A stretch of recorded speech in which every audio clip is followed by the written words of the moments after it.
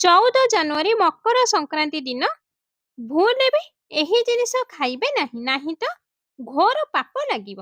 ତେବେ କଣ ସେହି ଜିନିଷ ଆସନ୍ତୁ ଜାଣିବା। କିନ୍ତୁ ଜାଣିବା ପୂର୍ବରୁ ହେ ପ୍ରଭୁ ସୂର୍ଯ୍ୟ ଦେବତା, ଯିଏ ବି ଆପଣଙ୍କର ଏହି ଭିଡିଓକୁ ଲାଇକ୍, ଚ୍ୟାନେଲକୁ ସବସ୍କ୍ରାଇବ କରିବେ, ତାଙ୍କ ଘରକୁ ସୁଖ ସମୃଦ୍ଧିରେ ଭରିଦେବେ। 14 ଜାନୁଆରୀକୁ ଏକାଦଶୀ ବି ପଡୁଛି। ଆଉ ଏହି ଦିନ ଭାତ ବା ଖେଚଡି ଖାଇବା ବହୁତ ଅପରାଧ ହୋଇଥାଏ। ଏହି ଦିନ ଭାତ ବା ବିରି ଡାଲିର ଖେଚଡି ଭୁଲରେ ବି ଖାଇବା ଉଚିତ ନୁହେଁ।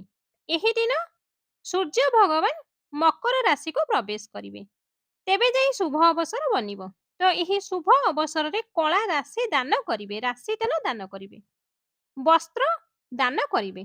ଏମିତି ଯଦି ଆପଣ କରିବେ ତ ଆପଣଙ୍କର ଜୀବନର ପୁରା ଦୁଃଖ କଷ୍ଟ ଦୂର ହୋଇଯିବ, ଆପଣଙ୍କ ଜୀବନ ପୁରା ବଦଳିଯିବ। ତାପରେ ଓମ୍ ସୂର୍ଯ୍ୟାୟ ନମଃ ଏହି ମନ୍ତ୍ରକୁ କମ ସେ କମ 7 ଥର, ନାହିଁ ତ 11 ଥର, ନାହିଁ ତ 21 ଥର ଜରୁର ଉଚ୍ଚାରଣ କରିବେ।